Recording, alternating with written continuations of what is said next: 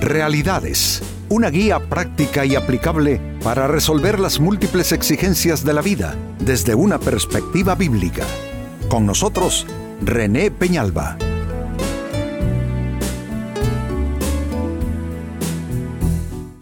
Amigos de Realidades, sean todos bienvenidos. Para esta ocasión, nuestro tema a manera de pregunta: ¿cómo entender tus tiempos? Los tiempos, amigos, son las temporadas que vivimos nosotros los humanos.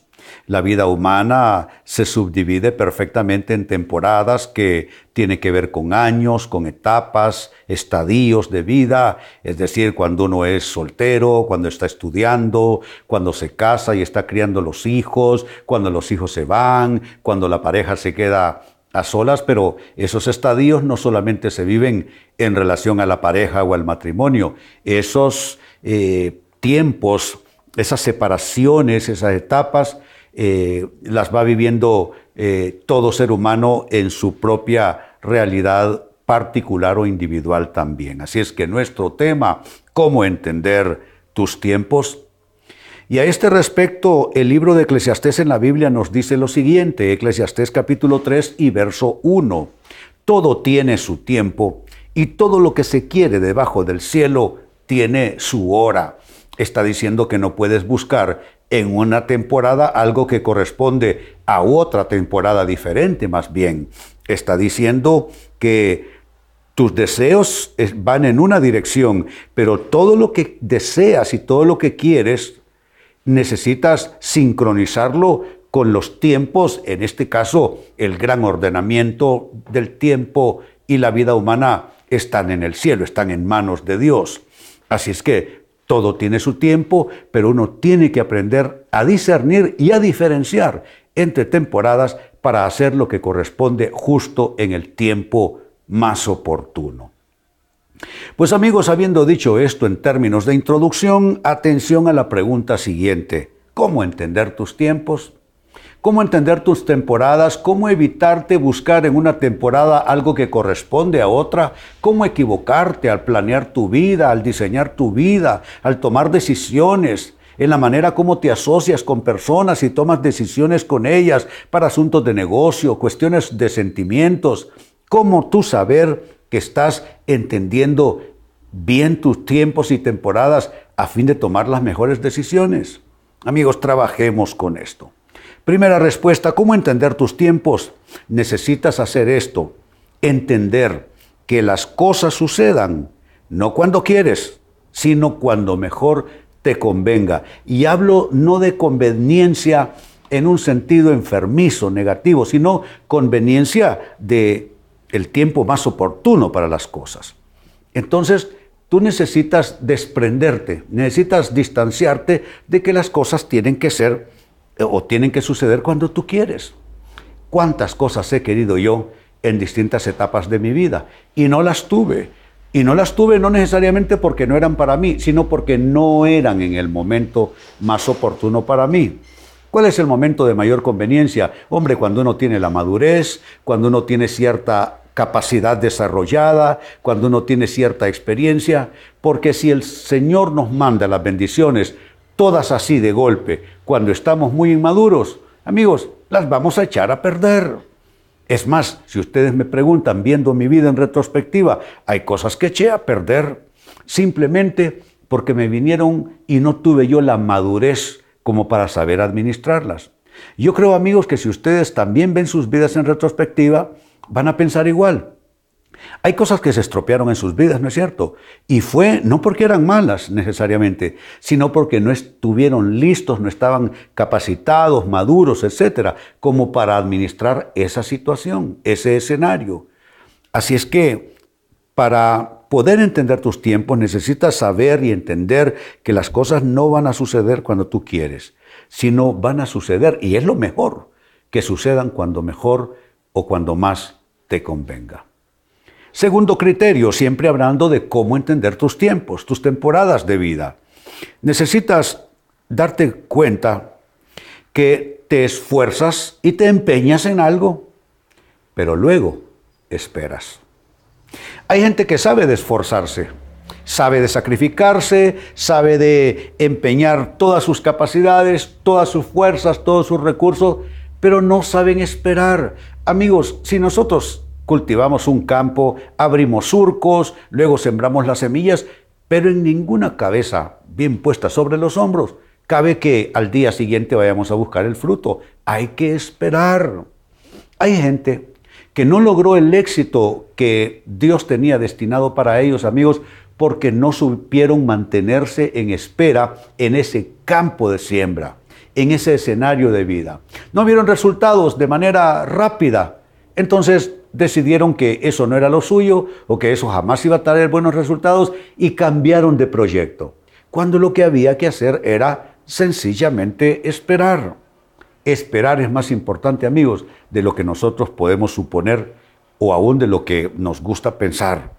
Pero es importante, tú te esfuerzas, tú te empeñas, pones todas tus capacidades, pero que hay una temporada de espera, eso es absolutamente cierto, aquí, allá donde tú estás y en cualquier lugar. Esperar es parte de la dinámica, esperar es parte de la ecuación, esperar es parte de lo que uno debe planear cuando está organizando su vida. Uno dice, en esta temporada voy a invertir estos y estos esfuerzos, luego me voy a preparar para una temporada de transición entre lo que sembré y lo que espero, entre lo que comencé a construir y lo que espero como resultado, voy a transicionar un tiempo allí. Puede ser asunto de negocios, puede ser cuestiones de inversión en otra índole. Siempre la transición no nos gusta, pero siempre la transición es necesaria, es el tiempo de la debida espera. ¿Qué hizo Jesús antes de comenzar su ministerio terrenal? 40 días y 40 noches en el desierto.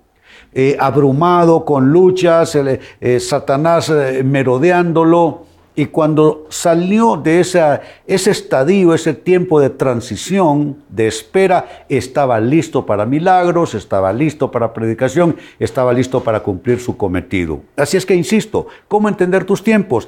Te esfuerzas, te empeñas y luego esperas. Número 3, siempre la pregunta sigue siendo la misma. Son los criterios para uno poder entender bien la temporada o temporadas que está viviendo. Pues bien, lo tercero, te aseguras, es algo que tú necesitas pensarlo, disponerte, te aseguras de que tu voluntad quede sometida a la voluntad de Dios. Nunca tu voluntad se va a imponer a la de Dios. He visto a gente pelear con Dios, lo cual es un absurdo. No, estoy resentido con Dios porque no me dio esto. Estoy resentido con Dios porque no me permitió aquello. Óyeme, eso no es así. Me dijo una persona en estos días, ¿por qué Dios me hizo esto? Aplicó a un trabajo y no sé si fue un olvido de la persona o es que se perdió ese papel ahí en el mecanismo de reclutamiento para ese nuevo trabajo, pero faltó un papel. Entonces esa persona perdió el trabajo porque faltó un papel y le dijeron, no, es que usted no trajo toda su documentación. Entonces la persona me dijo, ¿por qué Dios me hizo esto? Yo dije, Dios no hizo eso. Entonces es allí donde nosotros no podemos entrar en una lucha absolutamente estéril y absurda de querer culpabilizar a Dios, pelearnos con Dios, enojarnos con Dios, simplemente queriendo que nuestra voluntad se imponga a la suya o que la voluntad de Dios se someta a la nuestra. Por eso el consejo, debes asegurarte que tu voluntad siempre, siempre, siempre quede subyugada a la voluntad de Dios. Les acabo de hablar de Jesucristo cuando inicia su ministerio. Él tuvo que esperar en esa transición en el desierto, 40 días y 40 noches. Pero si les hablo de cómo Jesús cierra su ministerio, Él está en el huerto de Getsemaní luchando entre su voluntad, su deseo, sus miedos y la voluntad del Padre. Su oración es, Padre, si es posible, pase de mí esta copa sin que yo la beba. Mas sigue diciendo, hágase tu voluntad y no la mía. Es la decisión de que mi voluntad queda subordinada a la voluntad de Dios, que yo estoy para hacer su voluntad y no Dios para hacer la mía. Amigos, todos nuestros planes deben estar subordinados a Dios. Dios no trabaja para nosotros, nosotros trabajamos para Él. No es la vida cristiana que Dios se encargue de bendecir todos mis proyectos, de fructificar todas mis ideas. Es que yo fructifique en los diseños de Dios para mí, en los propósitos de Dios para mi vida. Y amigos, cierro con esto. ¿Cómo entender tus tiempos? Número 4, tú desarrollas capacidad de perseverar serenamente. No es perseverar enojado, yo ya lo he hecho y eso no funciona. No es perseverar irritado, no es perseverar impaciente, no es perseverar quejándose, no es perseverar peleándose con la gente, no es perseverar amenazando. No, yo he probado, amigos, todo eso y no funciona. Es desarrollar, como digo, la capacidad de perseverar serenamente. Si tú estás sereno, si estás serena, vas a poder aguantar las transiciones entre los distintos tiempos, entre las distintas temporadas que Dios tiene para tu vida. Si es que si no te serenas, no creo que te va a ir bien en tus proyectos. Necesitas serenarte. Pues bien, leía para ustedes, amigos, del libro de Eclesiastés capítulo 3 y verso 1 lo siguiente. Todo, no dice algunas cosas, todo tiene su tiempo.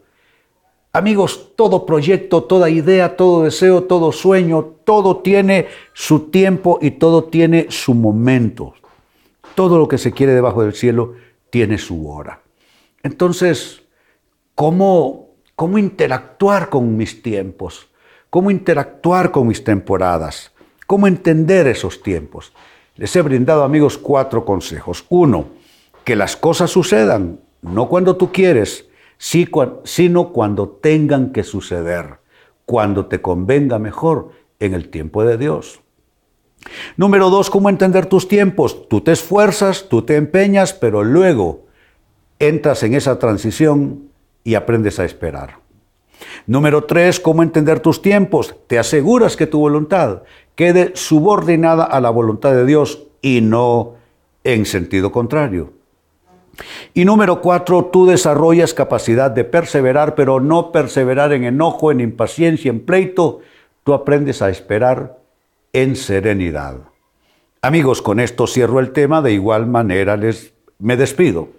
Y les recuerdo que nuestro enfoque de hoy ha sido titulado ¿Cómo entender tus tiempos? Hemos presentado Realidades con René Peñalba. Puede escuchar y descargar este u otro programa en rene-penalba.com.